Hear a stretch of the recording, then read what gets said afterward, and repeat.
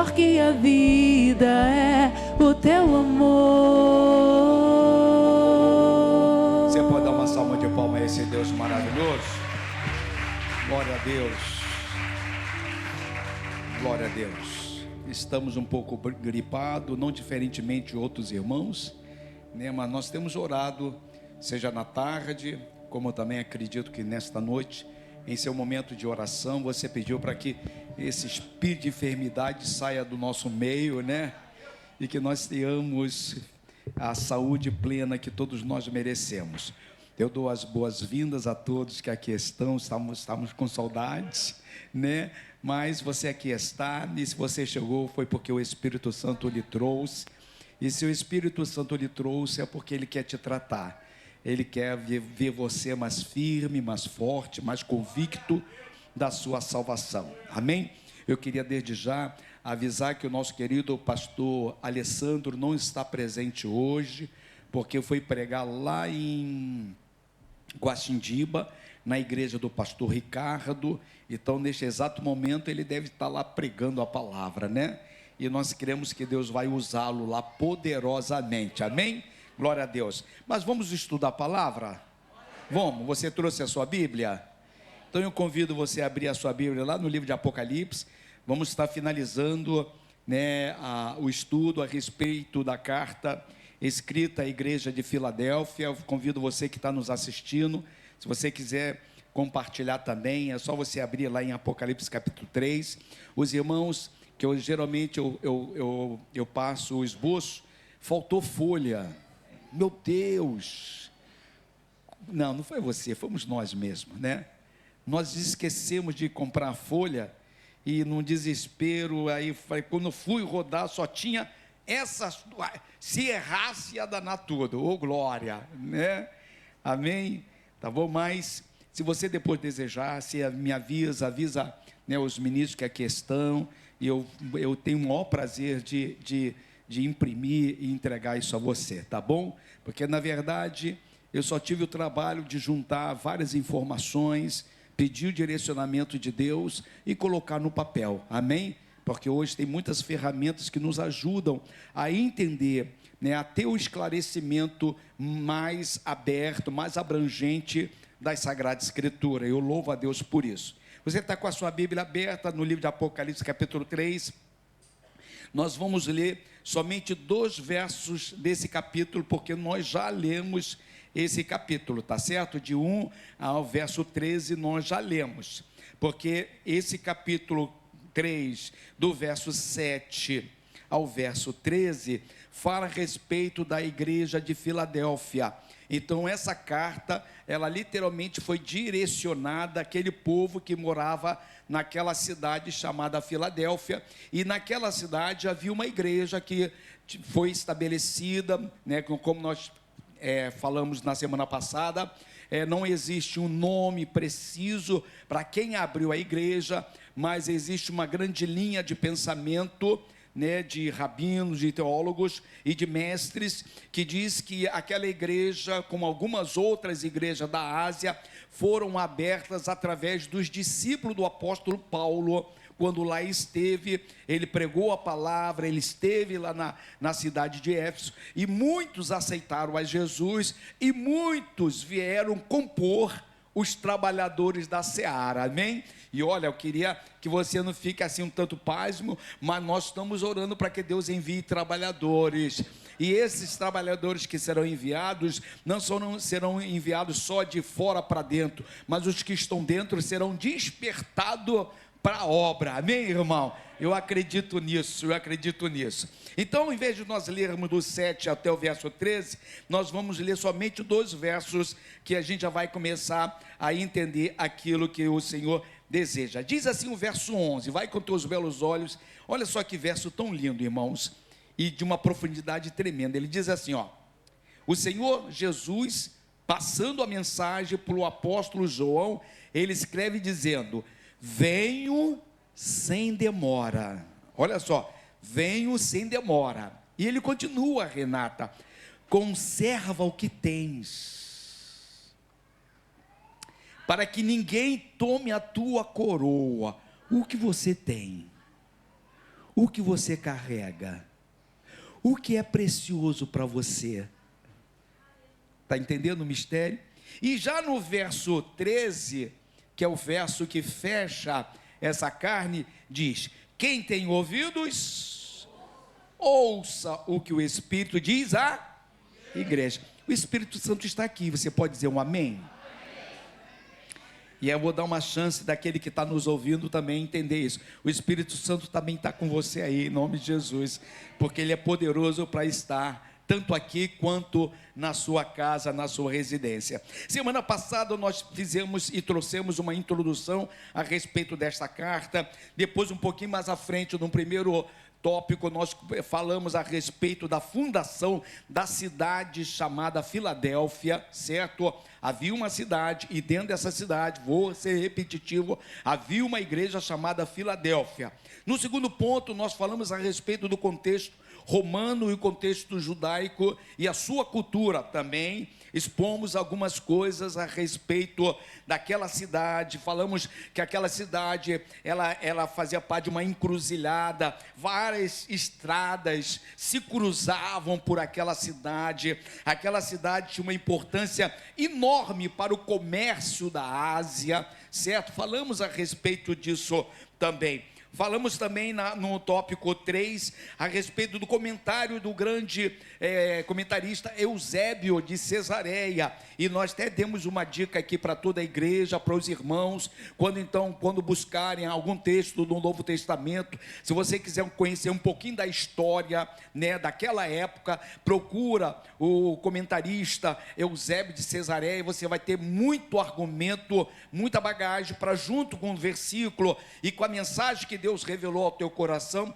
você poder expor algo mais interessante ainda para a casa do Senhor, amém? No quinto tópico que eu iria falar, mas eu não falei, e eu vou falar agora, que nós vamos dar a introdução da segunda parte desta carta, que é a transição para a carta. Porque até então eu só estou falando a respeito de cultura, estou falando a respeito da introdução, estou falando a respeito da construção daquela cidade. Eu falei a respeito dos terremotos que aquela cidade sofria. Ela literalmente era abalada por grandes terremotos naquela cidade. Então nós comentamos e falamos a respeito desses pontos muito interessantes, né? Esse pano de fundo, para que você possa entender o porquê de Deus, dentre tantas e tantas outras igrejas que existiam na Ásia, porque não havia somente 7 igrejas estabelecidas naquela área da Ásia, mas havia muitas e muitas outras igrejas que lá estavam.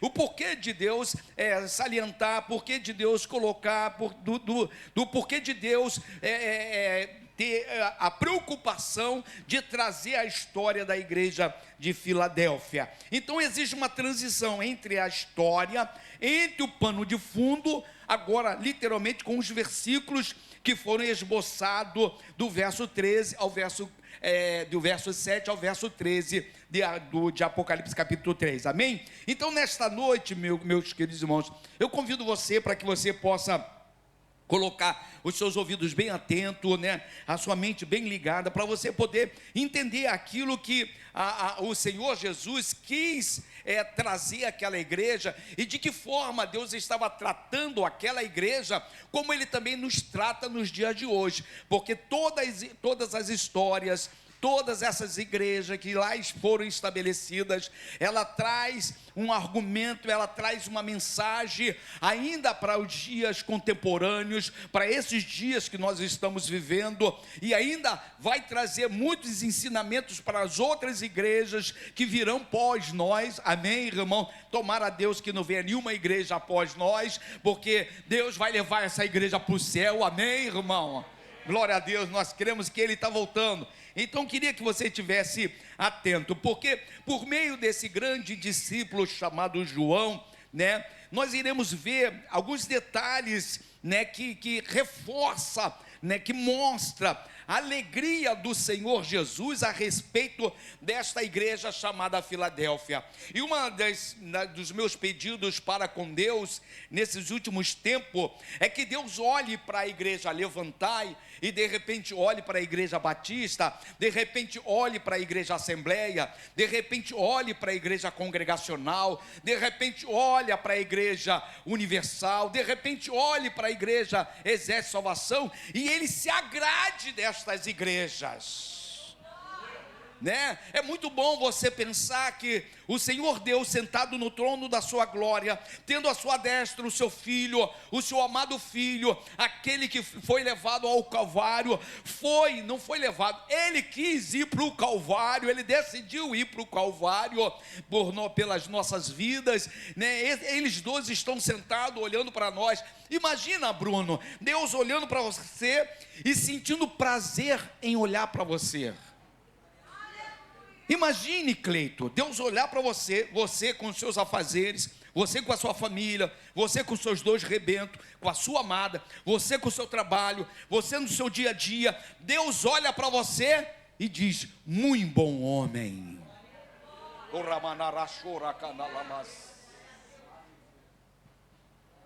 Deus olhou para esta igreja chamada Filadélfia e se agradou dela.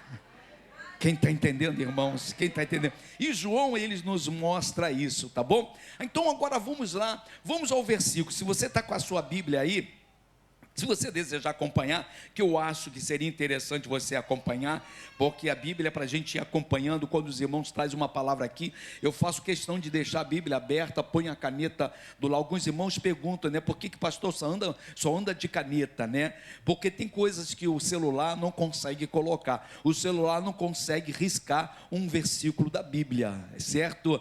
E a gente coloca no celular, a gente acaba esquecendo. Mas quando você resista na sua Bíblia, todas as vezes que os teus olhos pararem ou passarem por aquele versículo, você lembrará que um dia uma pérola foi lançada ao teu coração e você fez questão de resistir a essa pérola, amém? Glória a Deus. É uma dica para os irmãos, mas vamos lá, vamos ao texto de Apocalipse capítulo 3, versos de 7 a 13, o verso 7 diz o seguinte, meu querido sósia, ô glória, William, a cada dia que passa, eu vejo o quanto parecido você é comigo, meu Deus, ô glória. Já disse o nosso querido pastor Leandro, pastor, quando o senhor não quiser cumprir uma agenda, manda o William pregar no teu lugar, porque ninguém vai saber quem é quem, ô glória, que maravilha, glória a Deus. Mas diz assim, ao anjo da igreja que está em Filadélfia, o anjo estava onde? Em Filadélfia, né? Ele escreve, isto diz aquele que é santo, verdadeiro, que tem a chave de Davi, o que abre ninguém fecha, e fecha ninguém abre, glória a Deus. Aqui está dizendo, o anjo que estava na igreja de Filadélfia, e a gente já tem dito aqui, que existe uma vertente muito grande, que fala que quando a palavra de Deus cita o anjo da igreja, ele está se referindo ao mensageiro da igreja. Em algumas vertentes está literalmente avisando e falando a respeito dos líderes daquela igreja, que no caso aqui somos pastores. Existem alguns líderes de igreja que são bispos, existem alguns líderes da igreja que são apóstolos, existem alguns líderes da igreja que são missionários, né? Então, essa carta é direcionada àquele líder que ali está, aquele mensageiro que Deus estabeleceu para aquela igreja local, está entendendo? Quem entendeu? Glória a Deus. E ele continua dizendo, aquele que é santo e verdadeiro. Então ele diz, ao anjo da igreja que está em Filadélfia, escreve, a carta está sendo direcionada para esta liderança, e ele coloca 2 pontos e continua a escrita, dizendo, isto diz quem? Aquele que é santo e verdadeiro. Para aqui. Olha para mim. Espero que você se alegre. Nós não servimos um Deus mentiroso. Deus maravilhoso.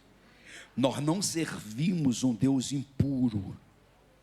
Mas, querida Renata, servimos um Deus santo.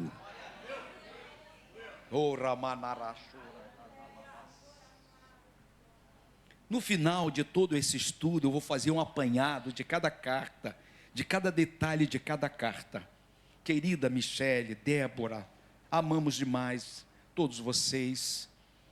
Cada carta, Deus se apresenta, aliás, me perdoe, Jesus se apresenta de uma forma, pastora Claudete. Isso precisa chamar a nossa atenção.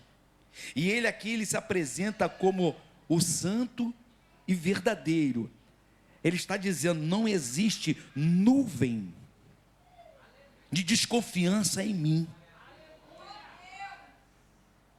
Eu sou Deus verdadeiro, eu sou o eterno. Então, o Senhor Jesus, ele está ressaltando a própria natureza dele, dentre tantas, que é santo e é verdadeiro, que ele é separado, que ele é puro e ele é autêntico. Quando você fala de verdadeiro, você está falando de autenticidade. Falei certo, pastora? Quase que eu enrolei a língua, né? De autenticidade, ele é verdadeiro, não existe variação de verdade e mentira em Deus. E é esse Deus, vou pegar a cancha de domingo, é esse Deus que nos escolheu para servi-lo. Você pode se alegrar, irmãos. Cristo é o santo. E aqui nós vemos em todo o decorrer da sua estadia nesta terra, em todo o decorrer da sua caminhada nesta terra, ele se apresentou como santo, ele se apresentou como um homem com caráter, porque ele também veio na figura de homem, e o caráter dele não se misturou, ele não se permitiu, ele veio carregando em si esse caráter. Nós conhecemos ele pelas grandes obras que o nosso Senhor Jesus fez nesta terra, o propósito pelo qual ele foi enviado, ele cumpriu o propósito. Espero que você se alegre. Deus tem um propósito para cada um de nós. Eu já preguei nesta casa, nós fomos chamados com um propósito. Você não vem simplesmente aqui, e eu até brinquei aqui com os irmãos levitas, né? E eu falei, vocês se agarram, a gente muitas vezes se agarra, né, na orla de alguma função dentro da igreja, e a gente só quer ficar segurando. Quando eu vim para né, sair do Exército de Salvação, rapaz, foi muito difícil eu largar aquele baixo, aquela tuba. Eu sofri muito, porque eu gostava de tocar tuba. Eu me identificava com a tuba, certo? Não é aquela tuba que caracol, existe a tuba caracol e existe a tuba, né, importada, que é como se fosse um bombardino. Eu me identificava, eu sentia a presença tocando aquilo. E eu ficava, meu Deus, a nossa igreja não tem uma orquestra, a nossa igreja, meu Deus, o que eu vou fazer da minha vida? E Deus dizia para mim, Robson, o seu tempo de tuba acabou.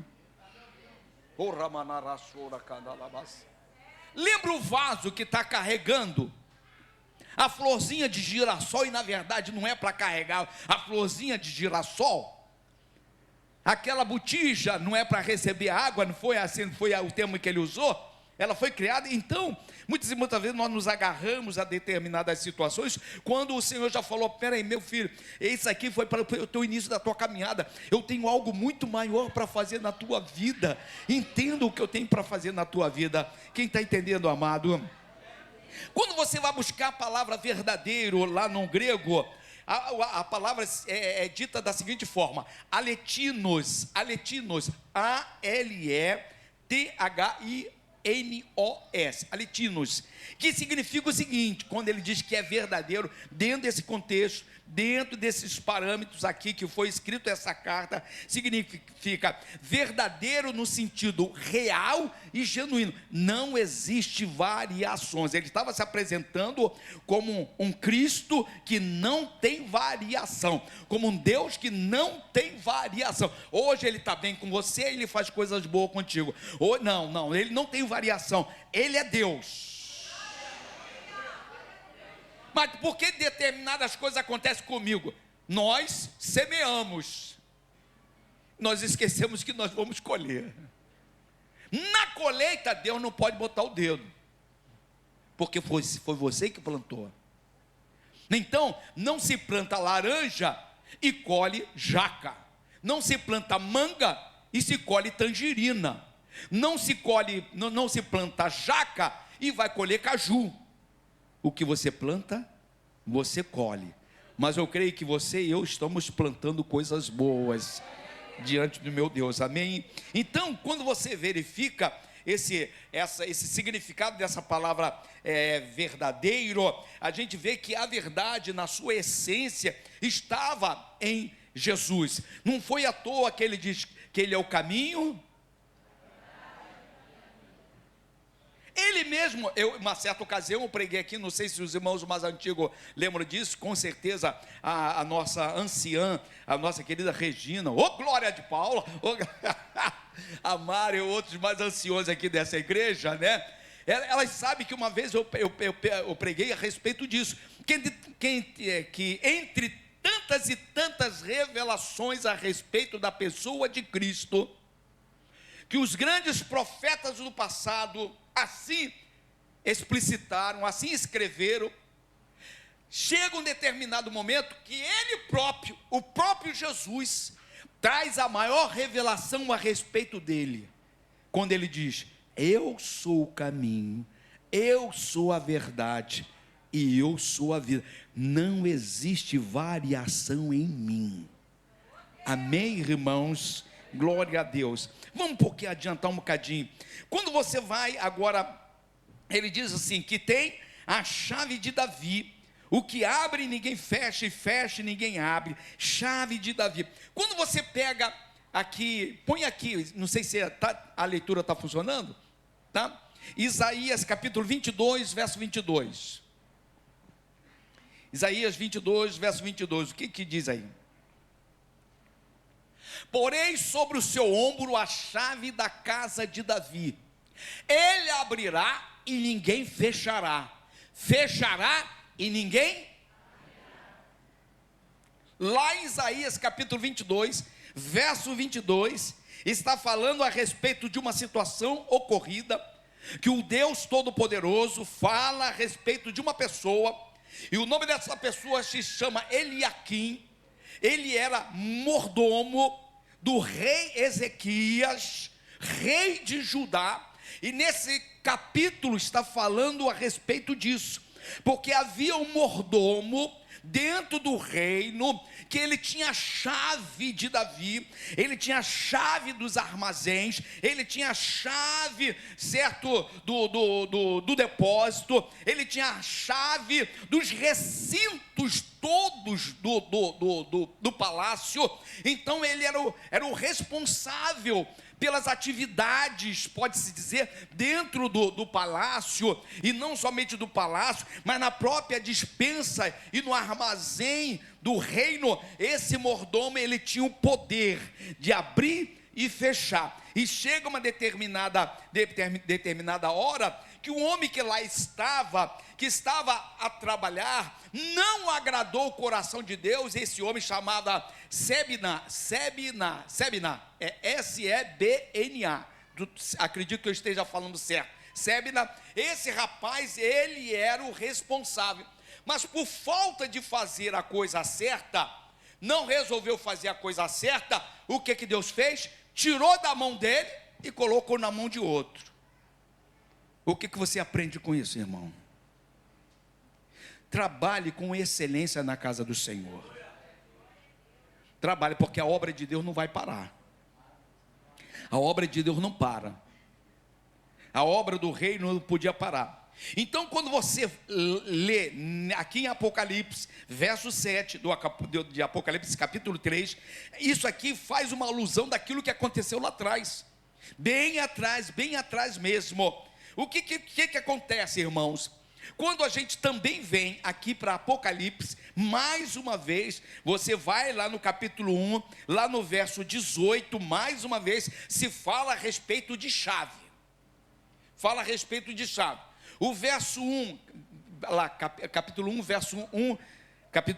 verso 18, me perdoe. Estou correndo aqui o horário. Eita, meu Deus, de novo. Esse relógio é contra mim, sabia? Cara, é contra mim. Meu Deus, o negócio está gostoso, né? Meu Deus, só Deus na causa. Mas vamos lá. Certo?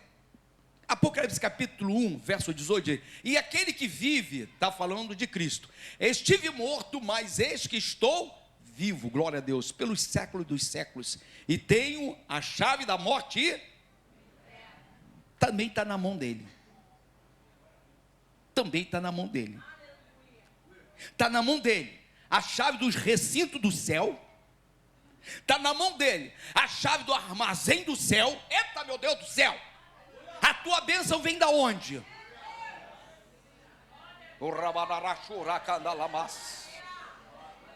A resposta que você tem e deseja vem da onde? Existe um armazém no céu, meu irmão, onde lá estão as bênçãos que você precisa, lá estão as suas necessidades que precisam ser supridas. E aqui está dizendo que esse nosso Cristo, Ele tem a chave desses recintos, desses armazéns, e tem essa plena capacidade de abastecer o povo, porque aquele mordomo, ele tinha como obrigação abastecer o povo. Está entendendo a alusão desse Apocalipse, capítulo 7, do verso 7 de Apocalipse capítulo 3, faz esta ligação, certo? E que a gente precisa estar atento, amém, irmãos? Ele, nosso Deus, o nosso Cristo, ele não só tem poder para fechar e abrir portas no mundo terreno, como ele também tem poder para abrir porta e fechar porta no âmbito sobrenatural. Não é só na nossa vida terrena, no nosso dia a dia.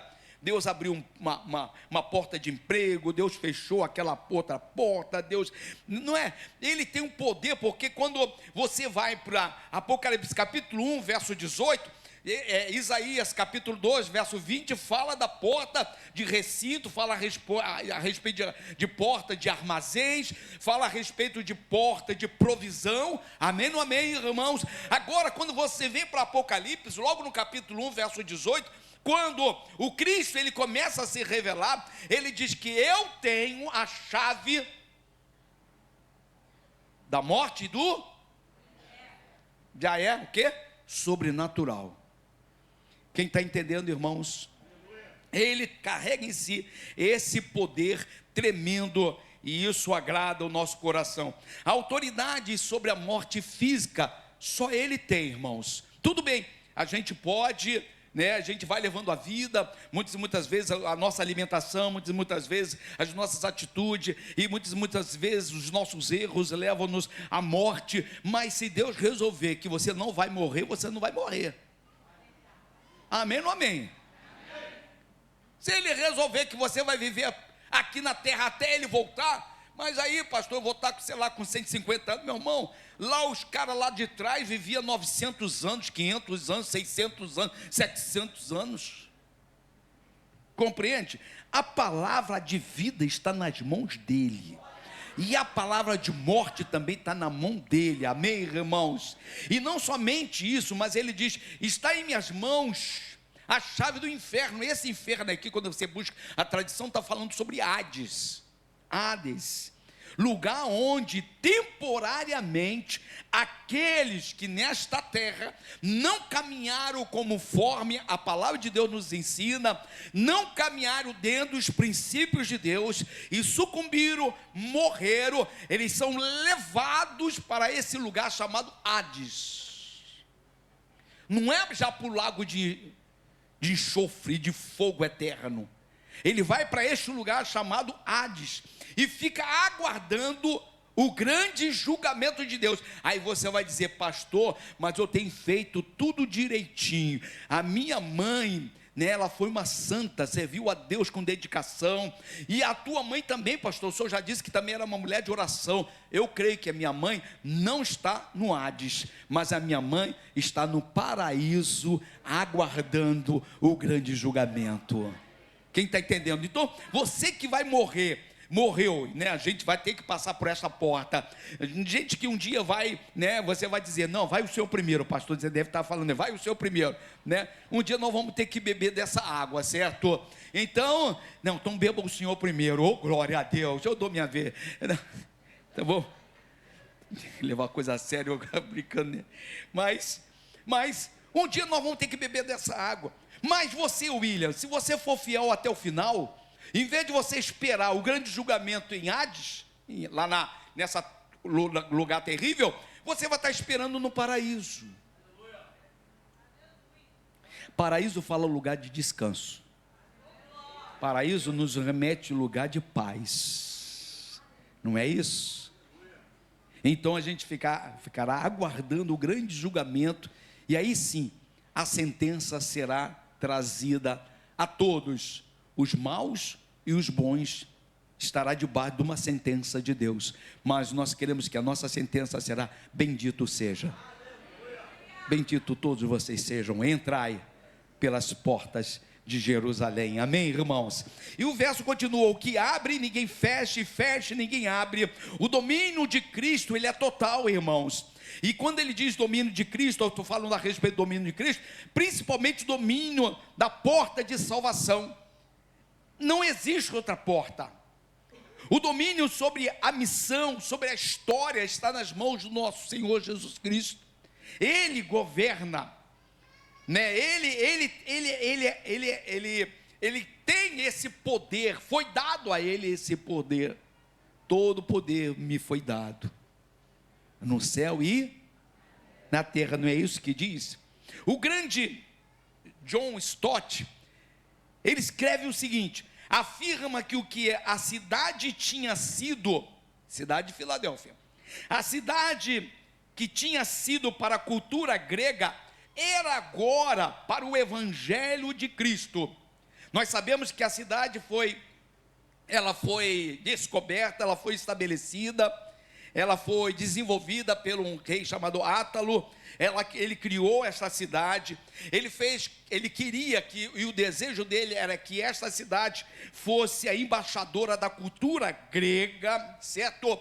Mas Cristo diz para esta igreja, ele próprio declara que ele tinha uma porta aberta naquela cidade para o seu povo, para que o seu povo pregasse o evangelho naquela porta, dentro daquela cultura grega, dentro daquele idioma que era procurado em ser impregnado na mente daqueles moradores. O Senhor Jesus está dizendo: ó, eis que eu coloquei diante de vós uma porta aberta, e só eu posso fechar esta porta.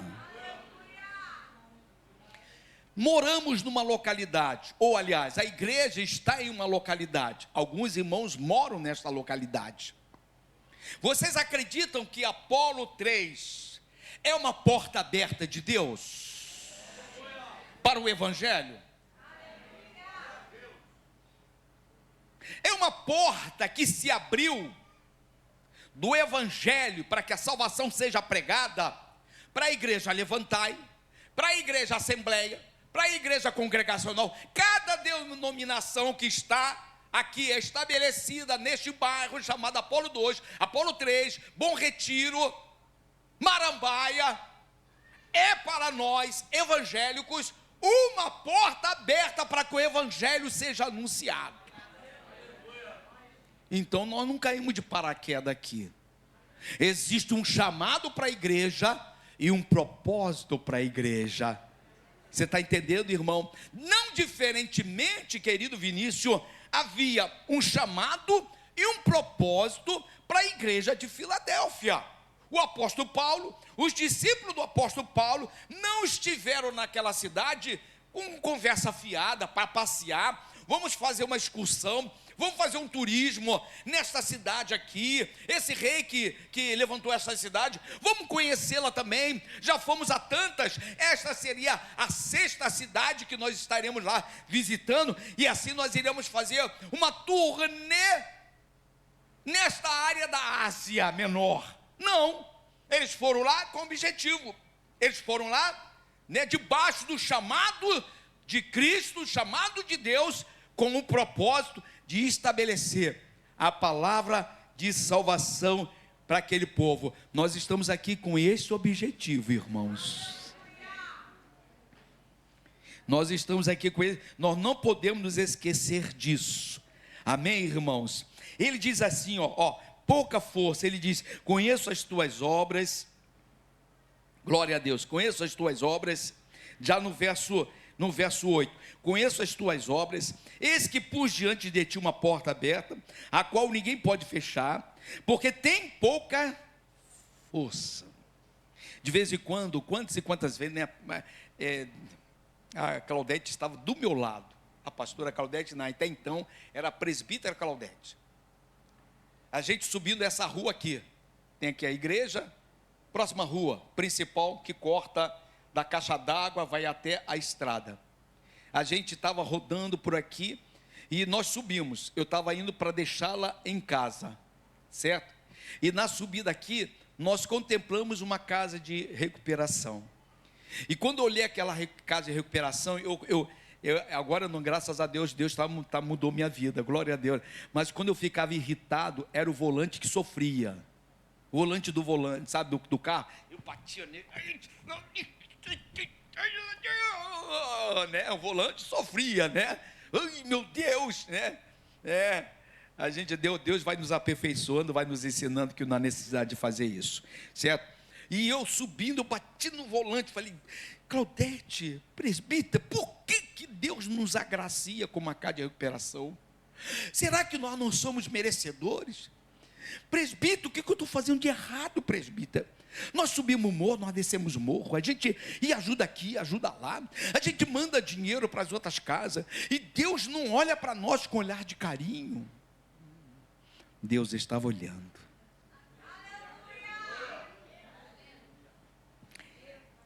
Espero que você se alegre, eu ainda vou chegar lá, mas já vou me adiantar. Deus não está alheio aos anseios da sua alma.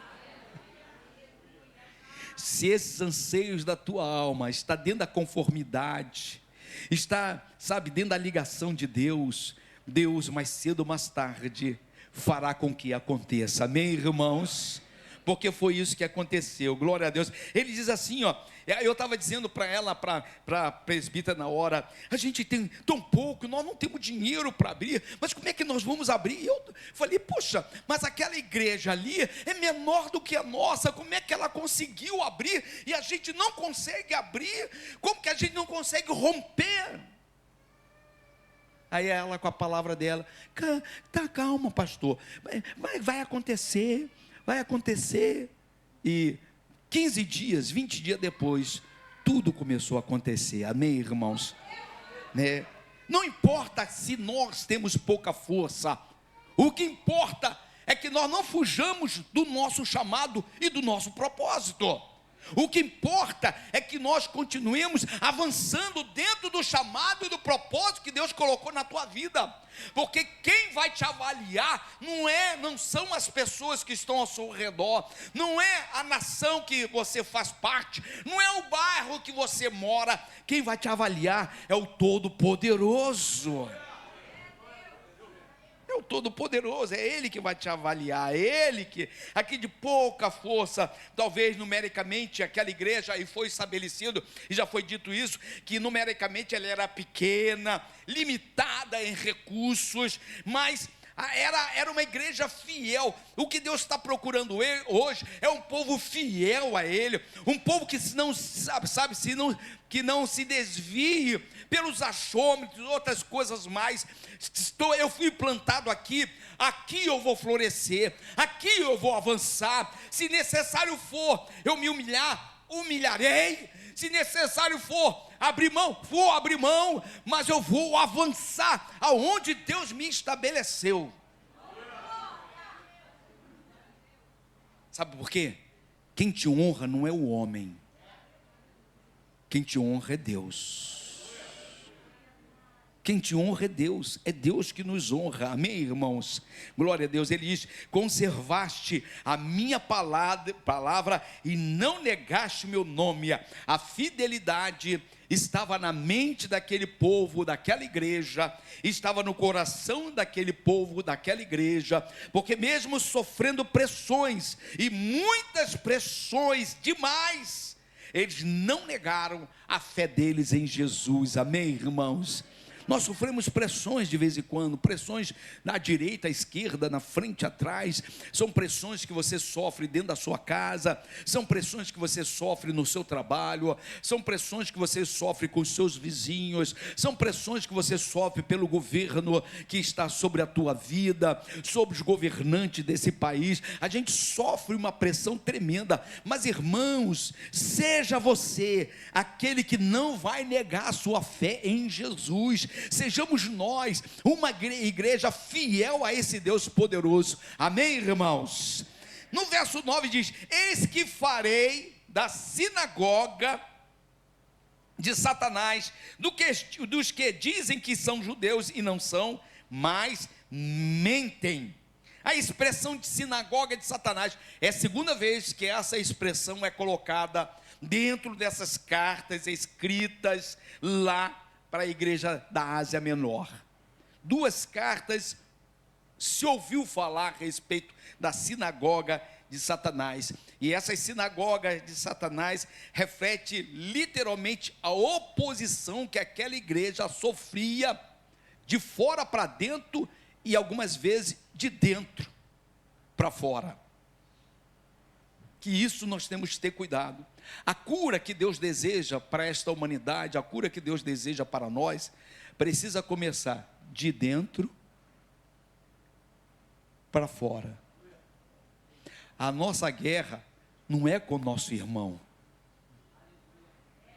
Aleluia. Vou te dar uma chance se você pensar. A minha guerra não é com a Elisângela. Nem tampouco a guerra da Elisângela é comigo. A nossa guerra é contra o capeta.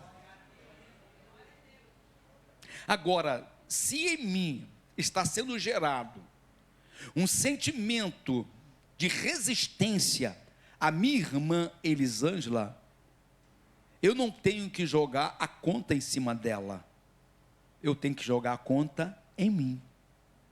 Mas a Rosângela não sabe lidar comigo. A Rosângela é terrível, mas cabe a mim pedir a Deus: Deus, me dê um coração amável, porque o Senhor disse que eu tenho que amar até o meu inimigo, e Rosângela não é minha inimiga. Rosângela é irmã em Cristo Jesus, e eu não posso fazer dela a minha inimiga, porque quem deseja isso é o capeta. O capeta quer que eu olhe Elisângela como uma concorrente minha do altar, como uma concorrente minha como obreiro, como uma concorrente minha como a secretária da igreja, como uma concorrente minha que trabalha na cantina. Por que Deus está botando essa outra mulher na cantina? O prato é meu, sou eu que faço o arroz. Você está competindo por quê? Nós não estamos em uma competição humana, nós estamos numa competição espiritual. Eu quero avançar para um dia morar junto com o meu Senhor em Jerusalém celestial, e a minha competição é com o capeta. O capeta não pode vencer essa guerra comigo, somos nós que temos que vencer essa guerra contra o capeta. Está entendendo, irmãos? Se nós temos diferença um com o outro, lógico que temos. Se você que é casado tem dificuldade com a tua esposa, e a sua esposa tem dificuldade com você, e que você que tem uma família tem dificuldade com seus filhos, e os seus filhos com você, como que você não vai ter dificuldade com o teu irmão? Mas nós temos aqui, no centro desta igreja, aquele que nos capacita a olhar o nosso irmão como a nós mesmos. Quem está entendendo? Eu preciso olhar a Elisângela e dizer: meu Deus, o quanto eu sou complicado. Não é ela não, eu é que sou complicado. Meu Deus, trabalha na minha vida. Quem está entendendo, irmão? Então essa igreja estava sofrendo uma pressão, e era por isso que havia essa situação de o Senhor fez questão de colocar, explicitar, né, sinagoga de Satanás, porque havia uma tensão local entre cristãos e adversários. Entre cristãos e adversários. De adversário está falando de gente de fora. Cristãos estão falando de quê? Da família. Compreende, irmãos? Fala assim, isso não pode existir em nosso meio, diz. Porque aqueles que se dizem judeus, vou usar não sei se eu posso usar isso como um tipo. Aqueles que se dizem judeus têm que ser judeus. Aonde eu vou chegar? Aqueles que se dizem cristãos, precisa ser cristão na sua essência. Amém? Eu não posso ser meio cristão, um terço de cristão. Deus nos chamou para sermos cristãos, homens e mulheres totalmente transformados pelo poder do Espírito Santo de Deus. Amém? Não sei os irmãos, quem tiveram na consagração aqui? Que palavra de conserto. Eu dizia, Deus, fala mesmo comigo. Fala mesmo, não sei se Deus falou contigo, mas falou comigo. Deus, trata-me, glória a Deus. E ele diz, continua, farei vir a se ajoelharem, em outras versões diz, prostrarem aos teus pés. Olha só, Deus se agradou tanto daquela igreja, Bruno, que ele diz, os teus, em outras palavras, os teus opositores se prostrarão diante de vocês. Aleluia. Aleluia. Existem várias formas de se prostrar, irmãos. Há poucos dias atrás eu estava falando com o pastor Alessandro, já falei com outros irmãos, se não me engano já falei com o presbítero Léo, e bem provável com a pastora Claudete, já falei com a pastora Deise, talvez com outros que gostem de ficar conversando comigo. Eu gosto muito de conversar, irmão. Você pode estar, gosto de conversar, então tomar café, glória a Deus, gosto mesmo, né? A gente gosta de conversar. Acho que eu gosto de lidar com pessoas, eu gosto, né? Não sei, mas eu estava dizendo para esses irmãos, muitos irmãos que hoje não estão aqui nessa igreja, que cruzam o nosso caminho em frente desta igreja, vizinhos, que olham para nós com um olhar assim, a nossa rua estava tão tranquila, depois que esses caras vieram para cá, eu não posso nem estacionar meu carro, e esse pastor tão maluco, em vez de fazer um quebra-mola, fez mais 3 quebra-mola, e aí piorou mais ainda. Eu vou diminuir o quebra-mola, tá bom, irmãos? Né? Eu acredito que essas pessoas que olham para nós, e nos têm como opositores, um dia estarão conosco aqui adorando o Senhor. Um dia estarão aqui também glorificando a Deus. Talvez em um dia de desespero da sua alma, eles chegarão entrando por essas portas desesperado, e vai ser talvez você que vai estender as mãos sobre essas vidas, e através da autoridade que Deus já tem ortogado você, sobre a tua vida, você vai orar por essa pessoa, e essa pessoa será impactada pelo poder do Espírito Santo. Amém, irmãos? Porque eu volto a dizer, quem nos honra é o Senhor.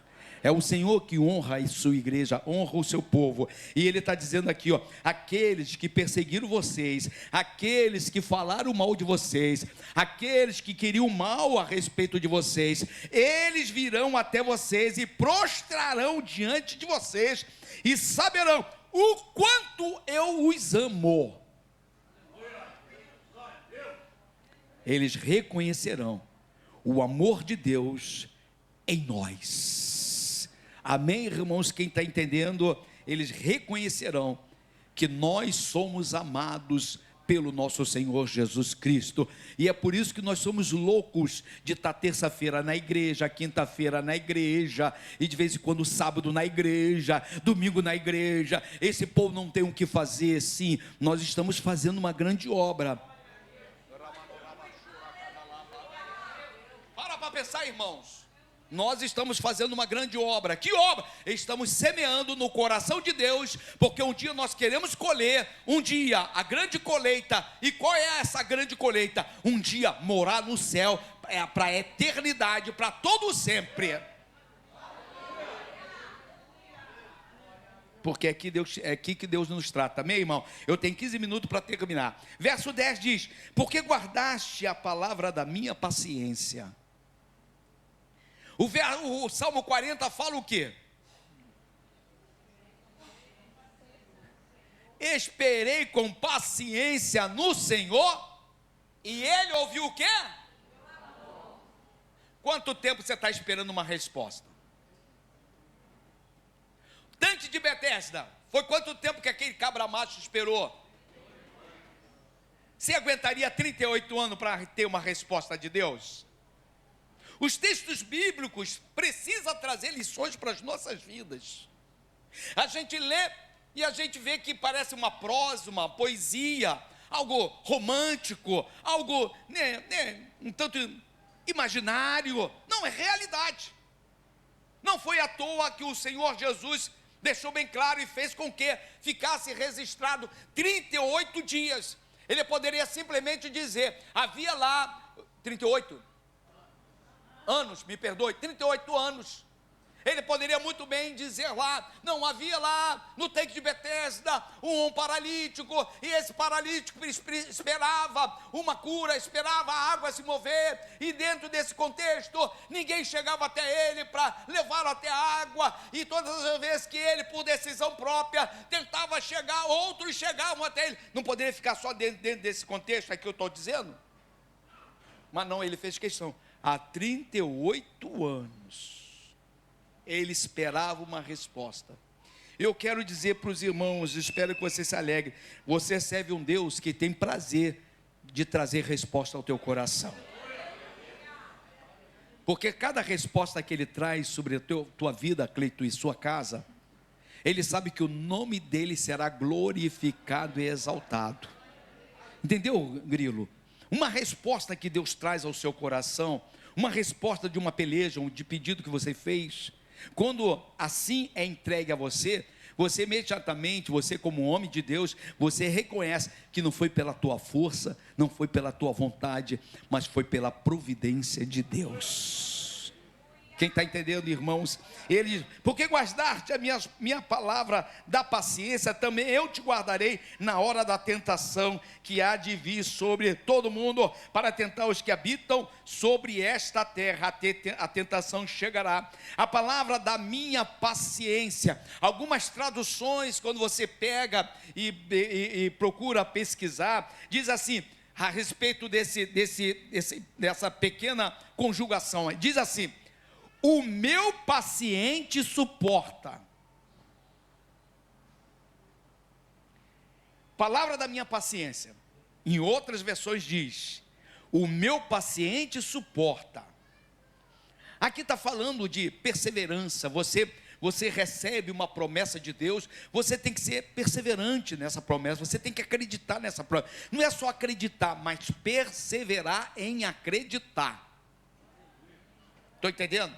Eu falei com um casal essa semana, né, e o homem dizia, não, é impossível, só daqui a 2 anos, porque daqui a 2 anos eu vou ter vou receber um aumento de salário, vou ter isso, aqui, aquilo, outro. Eu falei, de repente, ainda no final desse ano, ou no início do ano que vem, você será presenteado por Deus.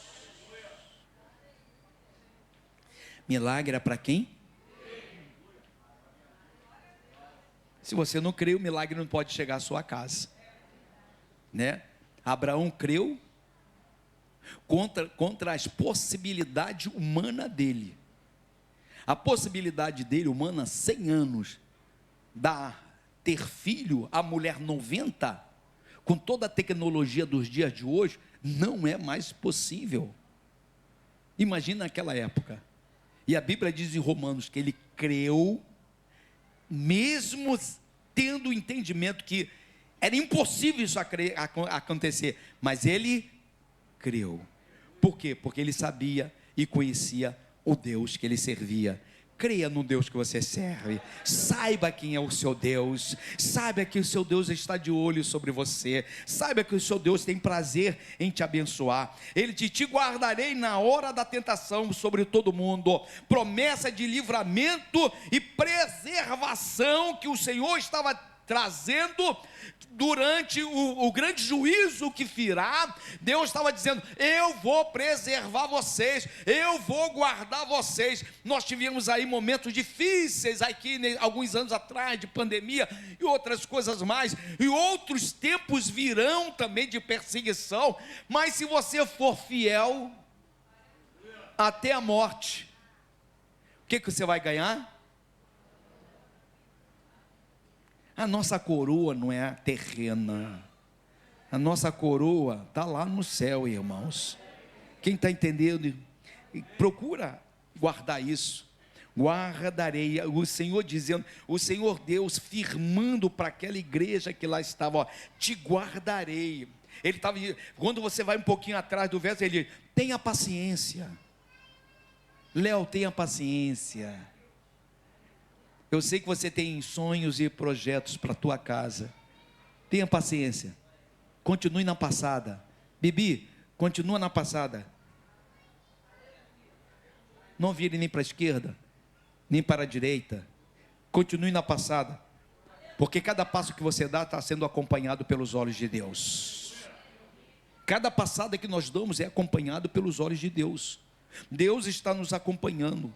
Por isso que Ele tem que olhar para você e saber que você, aqui tem uma linha, aqui nesse altar aqui, ó. Eu não estou me desviando dessa linha, eu estou andando em cima da linha. Algumas vezes, o teu corpo pode até desequilibrar, mas ele não pode sair da linha que Deus traçou para a tua vida.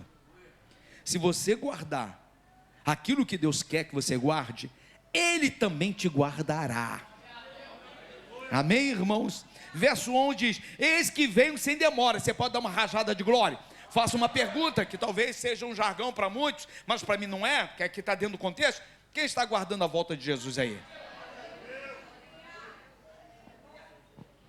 Ele virá, Ele voltará, com toda a sua majestade, com todo o seu poder, Ele voltará. Ele diz: venho sem demora, conserva o que tens, eis que venho. Ele diz para aquela igreja fiel, aquela pequena igreja, de repente na menor cidade de tantas outras cidades que lá estavam, pouca força, mas ele estava dizendo: olha, eis que venho, eu chegarei até vós, eu chegarei.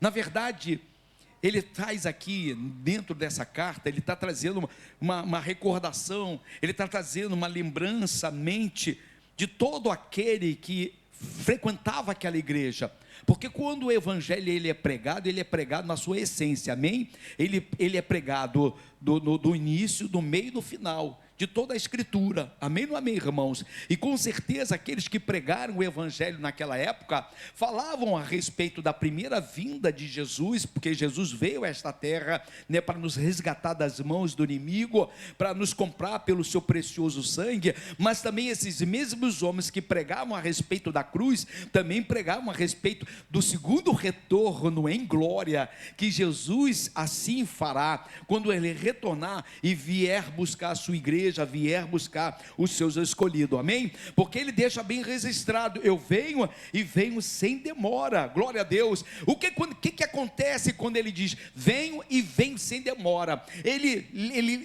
literalmente ele nos faz, ele linka a uma palavra que nós não podemos abrir mão dela. Quando o Senhor lá atrás, quando em seus momentos de oração, em seus momentos de mentorear aqueles discípulos, Ele dizia: orai e vigiai, porque a qualquer momento eu voltarei, a qualquer momento eu virei buscá-los. Então, mais uma vez, ele está citando aqui: eu venho sem demora. Quando ele diz sem demora, você precisa estar atento, porque a qualquer hora ele pode vir. Hoje nós estamos aqui, amém ou amém? De repente você tem, como eu tenho lá em casa, e a pastora hoje fez janta, e ela fez um feijão carregado. Ela botou, só para você sofrer, ela botou calabresa, ela botou paio, ela botou costelinha, ela botou chispe, que é pé de porco, que eu gosto. Eita, botou abóbora, né? Aquela que você faz, Claudete, lembra?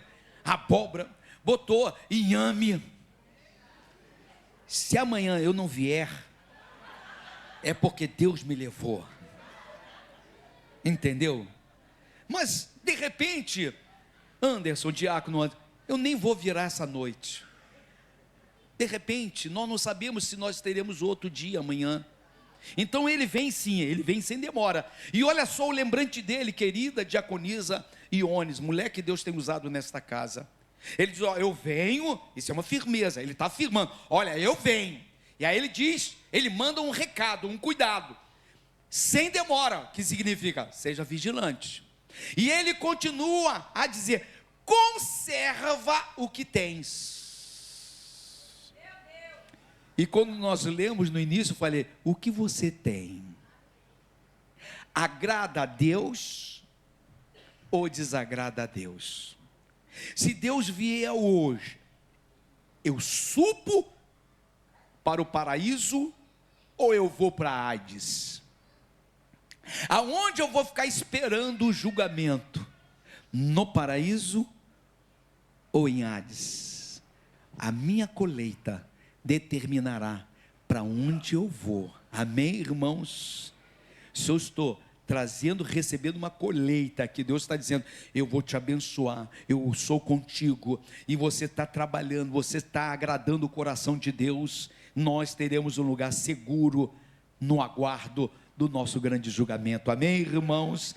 Então ele diz, olha, guarda o que tens, para que ninguém tome a sua coroa. Esteja firme, esteja convicto daquilo que você quer. O cristão precisa estar convicto daquilo que ele quer. O que você quer? Eu quero morar no céu. Só que para morar no céu, você precisa seguir princípios, você precisa seguir uma norma, você precisa seguir um mandamento. Então não é só eu quero morar no céu. Sim, você quer morar no céu? Eu quero te trazer para o céu, mas você tem que ir por esse caminho aqui, ó.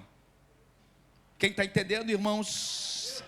Verso 12, o vencedor, eu farei coluna no templo do meu Deus. O que significa vencedor, quando a gente, em outras versões diz, aquele que vence, na tradução do grego para o português, ele está dizendo, aquele que vence, porque tinha um nome lá aqui em grego, que eu não ia falar, esse eu não ia conseguir falar, então eu só botei grego, tracinho e a interpretação da palavra, tá certo? Então no grego essa palavra vencedor é aquele que vence, o que persevera até o fim.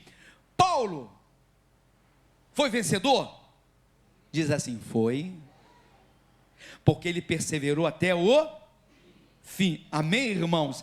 Quando a palavra de Deus, coluna no templo do meu Deus, é uma metáfora, que ele está dizendo o seguinte, olha, eu colocarei vocês como coluna, quer dizer, vocês estarão presentes na minha presença, vocês estarão firmes, vocês terão estabilidade. A coluna demonstra estabilidade num prédio, estou certo? Eu moro no 14º andar e o prédio tem 17 andares, 17 andares, 17 andares. Eu moro no 14º. Todas as vezes que eu desço, ou então de vez em quando dá umas paranoias lá em casa, eu falei, meu Deus, a ventania dessa semana, esse prédio vai cair, meu Deus. Está a escada desse prédio cair, né? 67 anos e a gente tem umas paranoias, né? A pastora dormindo, eu via, falei, meu Deus, esse prédio caindo aqui, para onde eu vou? Meu Deus do céu, né? A gente logo se apega em Jesus, né? Pede perdão pelos pecados, eu entrego minha alma ao Senhor, meu Jesus, eu perdoo tudo, eu libero perdão para todo mundo, Jesus, oh, glória, né? Mas a coluna é o que segura o prédio, amém ou não amém? E o Senhor está dizendo que vai te colocar como coluna no templo de meu Deus. Glória a Deus, glória a Deus. Nós teremos sim uma identidade dentro do contexto celestial, dentro do contexto celestial nós teremos uma identidade diferenciada que Deus assim vai nos conceder, amém, irmãos? São 9h30, eu tenho só um tópico aqui, eu vou fechar, verso 13, quem tem ouvidos, ouça o que o Espírito diz à igreja. O convite das cartas é para todos, ele é universal, ele não foi somente para aquele tempo, mas é para o tempo de hoje e para o tempo futuro. A igreja Filadélfia é uma igreja histórica, porque até nos dias de hoje existe ainda, e alguns pastores acharam por bem batizar, né, a sua agremiação, batizar o seu rebanho como igreja de Filadélfia, né? Existe uma igreja de Filadélfia, existe ministério de Filadélfia, certo? Por quê? Porque eles se espelharam naquela pequena igreja e eles servem a Deus, creio eu, dentro daquela visão, daquela missão daquela igreja. A igreja Levantai não tem o nome de Filadélfia, mas tem a mesma missão e o mesmo desejo de ir até o final. Amém, irmãos? Então, essa igreja, quando ela diz, quem tem ouvidos, ouça o que o Espírito Santo diz à igreja, nós precisamos estar atento à pluralidade do nosso Deus a respeito das igrejas. Existe uma pluralidade. O que significa? Existe igreja centro evangelístico, existe igreja assembleia, existe igreja congregacional e tantas outras igrejas. Amém, não é amém, irmão? São os braços de Deus, eu vejo literalmente isso. São braços de Deus, por quê? Porque naquele dia ninguém vai poder dizer, não, eu não encontrei uma igreja que eu me identificasse, né?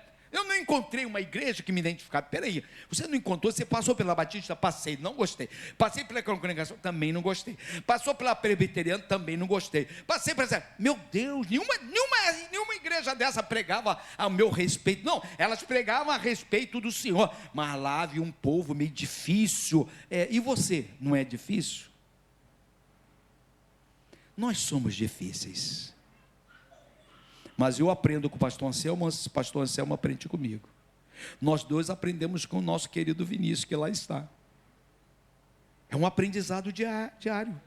É gente se curando mutuamente,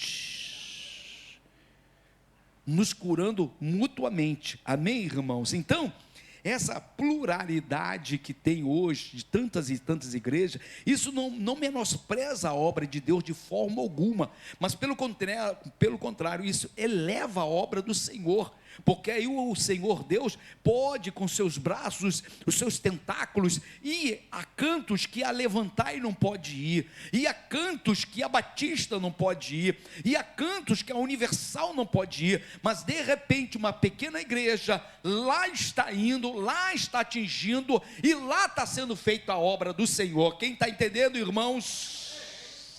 Então nós precisamos estar atento àquilo que Deus fala aos nossos ouvidos. Graças a Deus, nesta casa, Deus tem falado, tem bradado, tem feito, sabe, a obra tem sido maravilhosa. Olha só, no sábado nós tivemos uma palavra maravilhosa de manhã. Olha só, no sábado nós tivemos uma palavra maravilhosa de manhã. No sábado à noite tivemos outra palavra maravilhosa do Senhor. Domingo pela manhã nem se fala. Tinha bolo e tinha recheio, a palavra completa, né?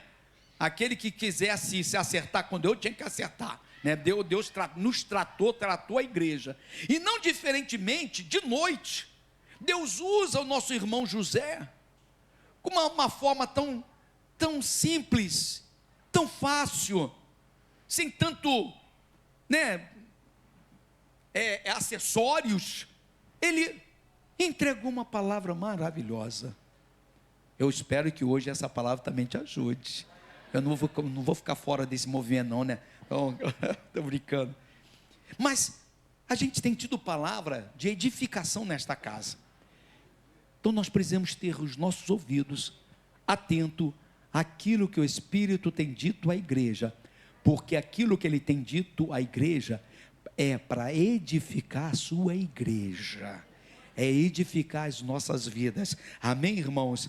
Entre as 7 igrejas do Apocalipse, somente 2 não receberam repreensão. Só quero trazer isso aqui como lembrança: a igreja de Esmirna e a igreja de Filadélfia. Ambas enfrentaram perseguições, ambas foram pequenas e ambas foram fiéis. Eu não sei os irmãos, querido diácono Cleiton, eu me identifico muito com essas duas igrejas.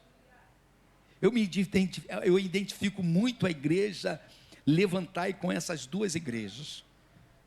Porque Renato, a gente fica de vez em quando até conversando, né, na hora do café. Poxa, se a gente tivesse dinheiro, eu já teria, olha, irmão, se nós tivéssemos dinheiro, eu já teria uma clínica médica aqui em Apolo, a igreja pagando os médicos, para nenhum médico reclamar, certo? E a gente ter condição de exigir deles, uma clínica médica funcionando 24 horas, para atender gratuitamente todo necessitado. Que a obra de Deus fosse feita, e outras coisas mais. Então hoje, espero que você se alegre, hoje nós não temos, mas amanhã Deus pode nos dar condição de ter isso e outras coisas mais, se nós formos fiéis. A Bíblia diz: ser fiel no pouco, porque sobre muito eu vou te colocar. Então eu fecho esta palavra dizendo aquilo que A.W. Tozer disse. Ele disse: Deus procura não homem de talento, mas homens de fidelidade, pois é pela fidelidade que o talento é santificado. Amém, irmãos? Que Deus nos abençoe, que Deus nos guarde, que Deus esteja conosco. Você que está nos assistindo, espero que você tenha se agradado e tenha recebido essa palavra, porque essa palavra serve para nós e serve também para você.